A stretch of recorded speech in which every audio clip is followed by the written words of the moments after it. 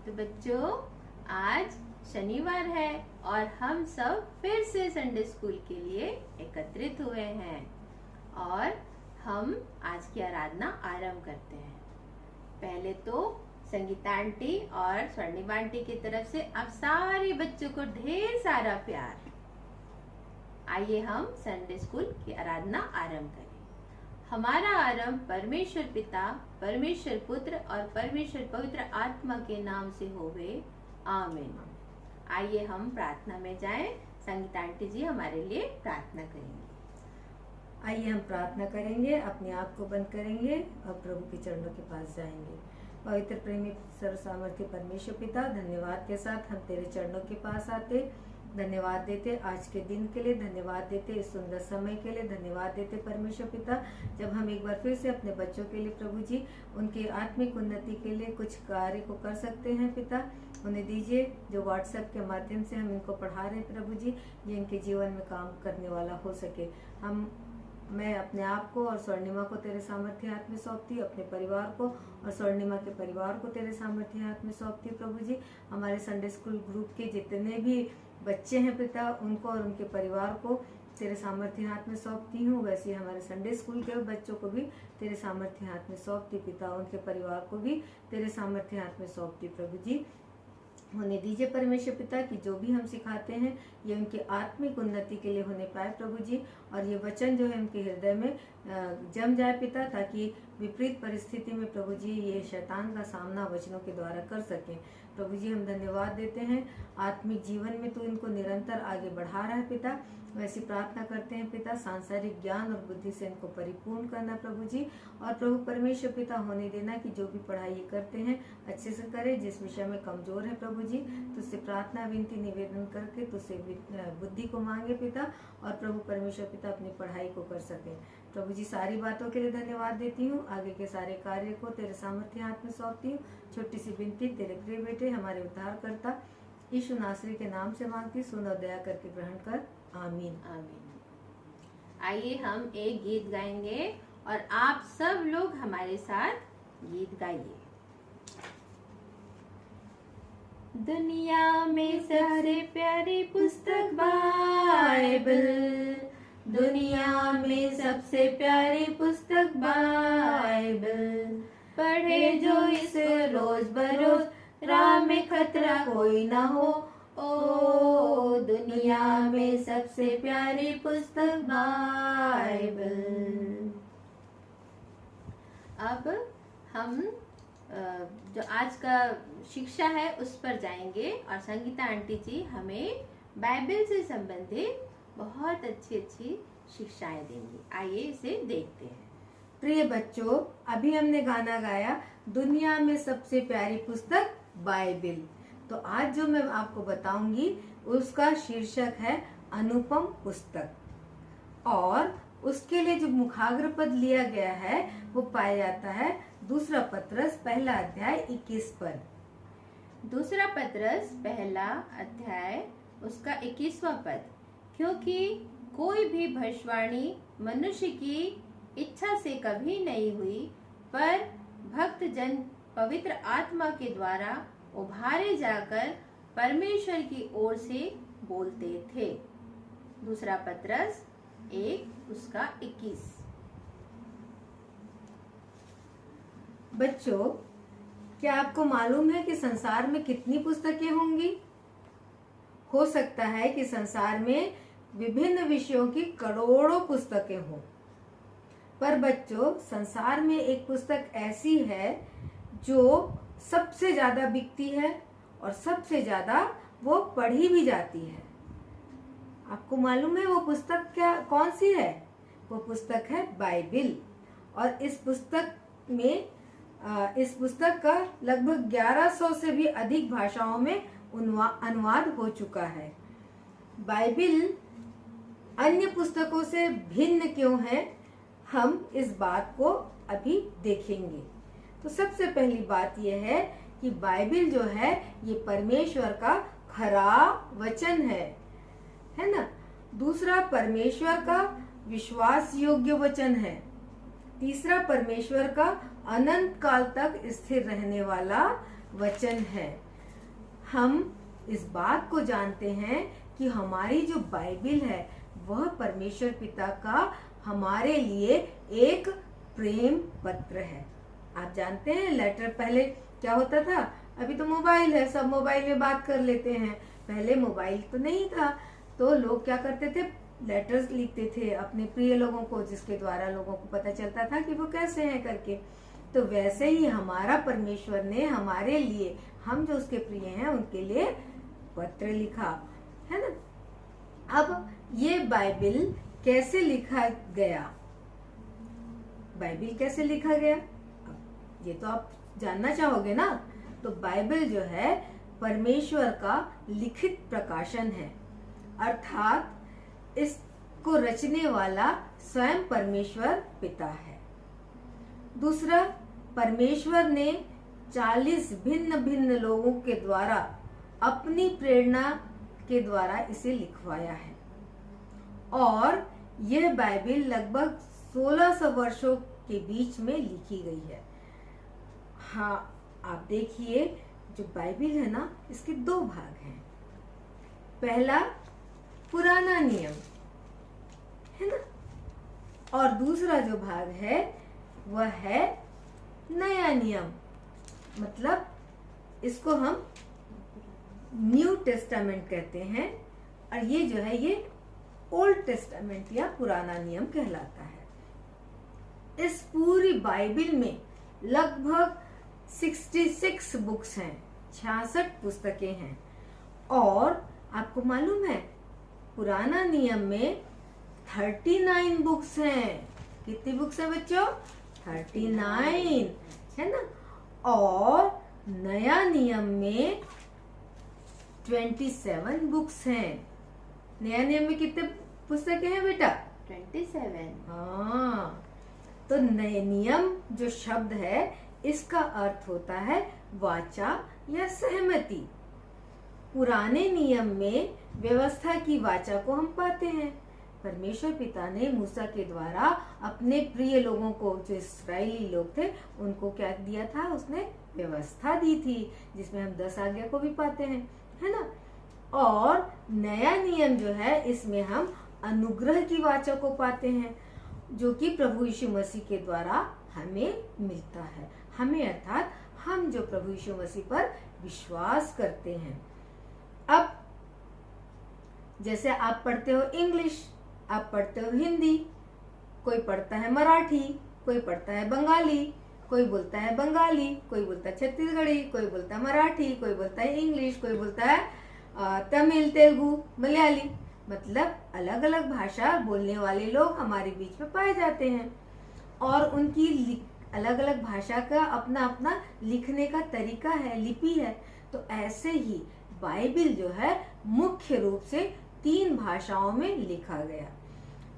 तो ये जो भाषाएं हैं ये है इब्रानी, इसका थोड़ा जो भाग है दूसरा जो है वो आरामी कहलाता है, और तीसरा जो भाग है वो है यूनानी।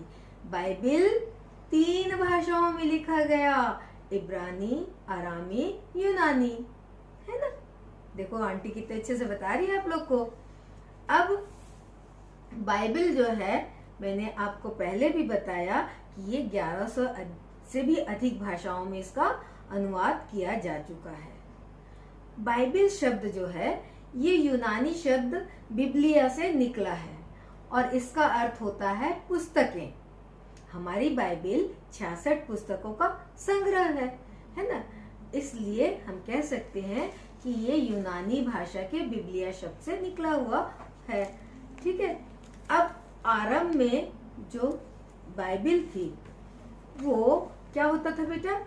आप तो अभी क्या देखते हो, मस्त बाइबिल जो है प्रिंट होकर के आ रही है, बुक के फॉर्म में है ना। परंतु पहले क्या होता था कि ये जो है बाइबिल बकरी के चमड़े पर लिखा जाता था, और इसको क्या कहते थे? इसको कहते थे स्क्रोल। क्या कहते थे? स्क्रोल या कुंडल पत्र। अब कुंडल पत्र मतलब जिसको लिख करके गोल गोल मोड़ करके रखा गया, जैसे वे आंटी ने दिखाया ना, ये स्क्रोल कहलाता था। अब ये स्क्रोल जो है ये बाद में क्या हुआ कि ये चमड़े पे लिखा जाने लगा, और उसके बाद एक प्रकार का पौधा आता था, वो पेपरयास कहलाता था। और इस पेपरयास में क्या करते थे, पतली पतली इसकी पट्टियों को जोड़ा जाता था। जो पौधा रहता था उसकी डगाली को काटते थे और पतली पतली इसको जोड़ करके एक ऐसा चटाई के फॉर्म में बनाया जाता था। और फिर उसके बाद छोटे छोटे चटाई के फॉर्म में बनाया जाता था। उसके बाद क्या किया जाता था, उसको उसी पौधे के तने से कलम बनाई जाती थी। कलम आप लोग जानते हैं ना, जिसको बोलते पेन। अब क्या है, आजकल तो अपने पास डॉट पेन आ गई है। हम लोग जब पढ़ते थे तो हम लोग क्या करते थे, इंक पेन से लिखते थे। तो उसके पहले क्या होता था, वो एक लकड़ी का वो रहता था, पतला सा नोक बना हुआ, और उसको स्याही में डुबा करके उससे लिखा जाता था। तो ऐसे ही ये जो है वो उस पर लिखा जाता था। और इस प्रकार जो है बाइबिल चमड़े पर और ये पेपरयास पर लिखा जाता था। अब आरंभ में क्या हुआ बेटा, आरंभ में भिन्न भिन्न जो पुस्तकें हैं बाइबिल में, उसकी केवल एक एक प्रति ही लोगों के पास थी, है ना। परंतु क्या हुआ कि लोगों ने सोचा कि एक एक प्रति होने से क्या होगा, लोग तो नहीं जान पाएंगे बाइबिल के विषय में।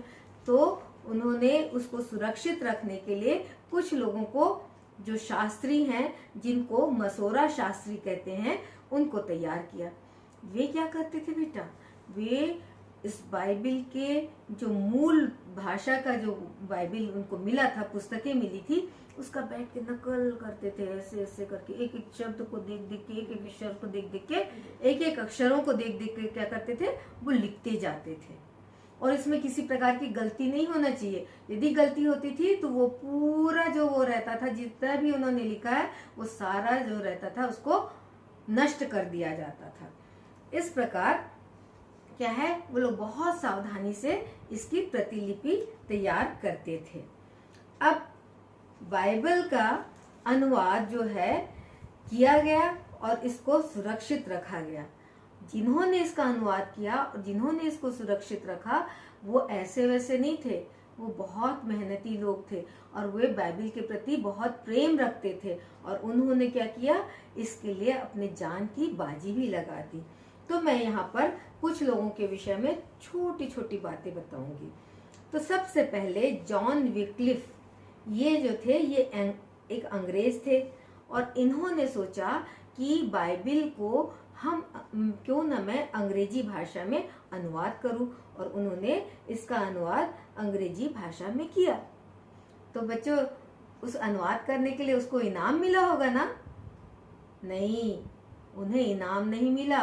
परंतु क्या हुआ बेटा, क्या हुआ बच्चों, उनको बंदी गृह में डाल दिया गया और फिर वो वहीं मर गए।